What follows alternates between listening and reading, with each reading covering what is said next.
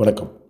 சென்ற 2 பதிவுகளில் எக்ஸ்போர்ட் இம்போர்ட்டை பற்றி ஒரு அறிமுகத்தையும், அதுக்கப்புறம் அந்த வழிமுறை எப்படி, ப்ராசஸ் எப்படி அப்படிங்கிறத பற்றியும், என்னென்ன மாதிரி வாய்ப்புகள் இருக்குது எக்ஸ்போர்ட்டாக இருந்தாலும் சரி, இம்போர்ட்டாக இருந்தாலும் சரி அப்படின்னு பார்த்தோம்.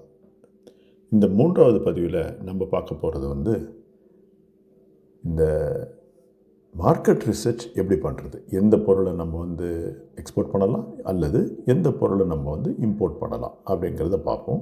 அந்த எப்படி செலக்ட் பண்ணுறது அப்படிங்கிறத பார்ப்போம். என்ன மாதிரி நம்ம ப்ராடக்ட் எக்ஸ்போர்ட் பண்ணணும் அல்லது இம்போர்ட் பண்ணணும்னா, எதுக்கு அதிகமாக டிமாண்ட் இருக்கோ உலக அளவில் அந்த ப்ராடக்டை தான் நம்ம எக்ஸ்போர்ட் பண்ணணும், அல்லது இந்தியாவில் எந்த ப்ராடக்ட்டுக்கு அதிகமாக டிமாண்ட் இருக்குதுன்னு பார்த்து அதை இம்போர்ட் பண்ணணும். இப்போ நம்ம என்ன பார்க்க வேண்டியதுன்னா, இந்த சப்ளையில் எந்த அளவுக்கு கேப் இருக்குது அப்படின்றத பார்க்கணும்.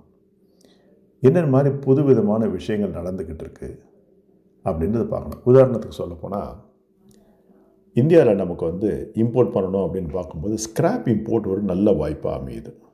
ஸ்கிராப் இம்போர்ட்னால் அலுமினியமாக இருக்கலாம், இரும்பாக இருக்கலாம், மைல் ஸ்டீல் ஸ்கிராப்பாக இருக்கலாம், காப்பராக இருக்கலாம், ஜிங்காக இருக்கலாம், பேட்டரியாக இருக்கலாம்.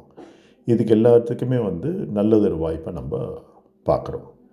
அதே போல் எக்ஸ்போர்ட்டில் பார்க்கும்போது இந்த பங்களாதேஷில் இப்போ பிரச்சனை இருக்கிறதுனால அந்த ஊரில் இருக்கிற கார்மெண்ட் இண்டஸ்ட்ரி அதிகமாக எக்ஸ்போர்ட் ஆர்டர்ஸை அவங்களால மீட் அவுட் பண்ண முடியாதுன்ற ஒரு சிச்சுவேஷன் இருக்கிறதுனால நம்முடைய கார்மெண்ட் இண்டஸ்ட்ரிக்கு நல்லதொரு வாய்ப்பு இருக்குது. இதுதான் அந்த எமர்ஜிங் ட்ரெண்ட் அப்படின்னு நம்ம சொல்கிறோம். இதில் நமக்கு அதிகமாக இந்த மாதிரி எக்ஸ்போர்ட் மார்க்கெட் ரிசர்ச்சுக்கு ரொம்ப அதிகமாக உதவி பண்ணுறது பப்ளிக்காக இருக்கிற இன்ஃபர்மேஷன் நம்ம எடுத்து அனலைஸ் பண்ணலாம். இந்தியா ட்ரேட் போர்ட்டல் இருக்குது, எக்ஸ்போர்ட் ப்ரொமோஷன் கவுன்சில்ஸ் இருக்குது, 26 export promotion councils, 6 commodity boards இருக்குது. இவங்களுடைய வெப்சைட்டில் பார்த்திங்கன்னா எக்ஸ்போர்ட்டை பற்றி அதிகமான நமக்கு செய்திகள் கொடுப்பாங்க. அது தவிர trademap.org நோட் பண்ணிக்கோங்க. trademap.orgயில் பார்த்திங்கன்னா எந்த மாதிரி பொருட்கள் உலக அளவில் இந்தியாவிலேருந்து சப்ளை பண்ணக்கூடியதில் ஒரு கேப் இருக்குது, அதாவது டிமாண்ட் இன்னும் எங்கெங்கே இருக்குது அப்படின்னு பார்க்கலாம். உதாரணத்துக்கு பார்க்கும்போது இந்த ஆட்டோ காம்பனன்ட்ஸ் அதிகமாக எக்ஸ்போர்ட் ஆகுதுன்னு சொல்கிறோம். ஆனால் நம்முடைய இந்தியா ஆட்டோ காம்பனன்ட் மேனுஃபேக்சர் போகாத நாடுகள்லாம் இருக்குது. அதெல்லாம் அந்த trademap.orgயில் அந்த தகவல் நமக்கு கிடைக்கும். மேற்கொண்டு இன்னொரு உதாரணம் பார்க்கும்போது டெக்ஸ்டைல் இண்டஸ்ட்ரி அப்படின்னு பார்த்தீங்கன்னு வச்சுக்கோங்களேன். உலக அளவில் இந்திய டெக்ஸ்டைல் பிரசித்தமானது. எங்கே வேணாலும் உங்களால் அது சரியான நிலையுறுத்தி விற்க முடியும். அதே மாதிரி இம்போர்ட்டுன்னு பார்க்கும்போது எலக்ட்ரானிக்ஸில் சைனீஸ் அவங்க ஒரு பெரிய ஒரு சக்தியாக உருவெடுத்திருக்காங்க. அது மாதிரி எலக்ட்ரானிக் இம்போர்ட்னால் சைனீஸ் அப்படிங்கிற மாதிரி நம்ம ஒரு முடிவு எடுக்கலாம். நம்ம கரெக்டாக ஒரு ஹோம்ஒர்க் பண்ணணும்.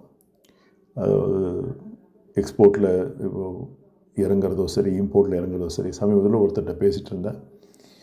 காட்டன் இம்போர்ட் பண்ணிவிட்டு நிறைய அவரால் காசு அவரால் அதிகமாக செலவு பண்ண வேண்டியதாக போச்சு. அதாவது ஒரு ப்ராடக்டை சூஸ் பண்ணும்போது அது உங்களுடைய பலத்தை, அதாவது உங்களுக்கும் ஒரு பலம் இருக்கும் இல்லையா, இந்த ப்ராடக்ட் பற்றி நல்லா தெரியும், இதுக்கு நல்ல மார்க்கெட் இருக்குது, இங்கெல்லாம் நல்லா சோர்ஸ் பண்ண முடியும், இங்கெல்லாம் நல்லா விற்க முடியும் அப்படிங்கிறது, அதுக்கு அந்த பலத்தோடு அது மேட்ச் ஆகணும். அதுதான் நமக்கு லாங் டேர்ம் சக்ஸஸ். இறுதியாக இதுக்கு ஒரு எக்ஸ்போர்ட்டோ இம்போர்ட்டோ இது ஒரு ஃபார்முலா என்னென்னா, டிமாண்ட் இருக்கணும், காம்படிஷன் கம்மியாக இருக்கணும், நான் அந்த ட்ரெண்ட் என்ன அந்த அவேர்னஸ் இருந்ததுன்னா நம்மால் எக்ஸ்போர்ட்டில் சரி இம்போர்ட்டில் ஜெயிக்க முடியும். 3 விஷயம்: demand plus low competition plus trend awareness. இது 3மே கையில் இருந்தால் அதுதான் வெற்றிக்கான சூத்திரம். தேங்க்யூ.